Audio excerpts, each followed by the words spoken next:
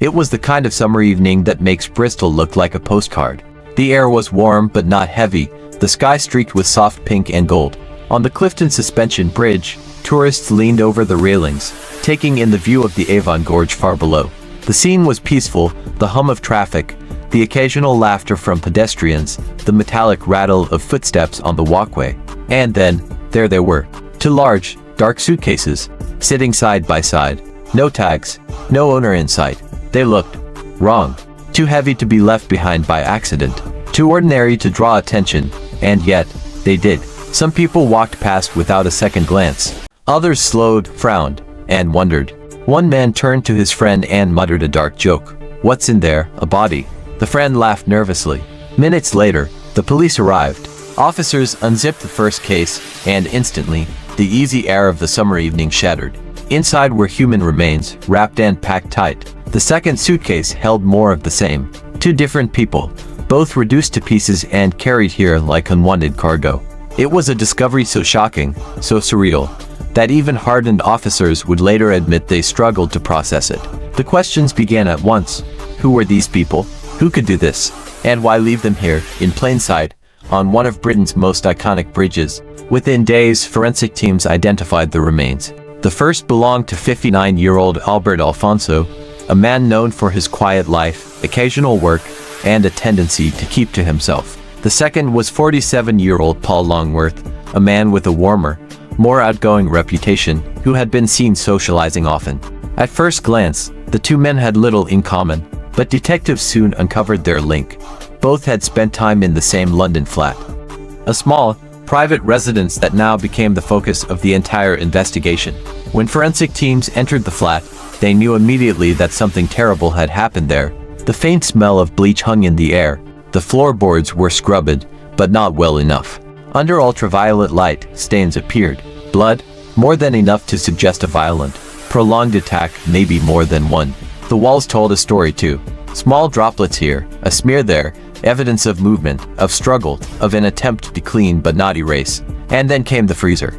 Inside, detectives found human remains wrapped carefully in plastic, stored as if they were meat. The killer had not only taken lives, he had dismembered, preserved, and transported his victims. By now, police had a name. 34-year-old Yostin Andres Mosquera, a Colombian national who had been seen entering and leaving the flat around the time of the killings. He was captured on CCTV dragging heavy suitcases through stations, boarding trains. In one image, he stands on a platform, looking calm, almost bored. In another, he heaves the suitcases into a train carriage, his face expressionless. Detectives traced his journey from London to Bristol. By the time they caught him at Bristol Temple Mead Station, the suitcases were already gone, left on the bridge for anyone to find. The confession and the lies. When questioned, Mosquera admitted to killing one of the men, but claimed it was self-defense. He said the second death had nothing to do with him, or that the man might not even be dead. It was a strange, shifting story, a web of half-truths and contradictions.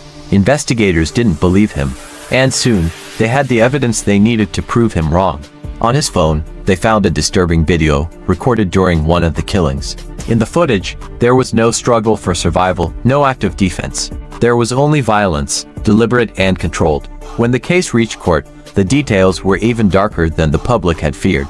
Both men had been killed in the flat. One stabbed repeatedly, wounds so deep they severed arteries. The other struck hard enough to cause instant death. The bodies were dismembered methodically, parts frozen, others wrapped. When the time came, Mosquera packed what was left into suitcases and made his way to Bristol. The prosecution argued that this was not panic, this was planning. Mosquera had chosen his victims. He had chosen the time and place. And he had chosen to leave their remains somewhere public, to ensure they would be found. The defense tried to suggest one killing was accidental, the other an act of fear. But the jury saw the video, the transport logs, the forensic evidence. They heard about the freezer, the bleach, the heavy cases, and in April 2025, they found him guilty of murder.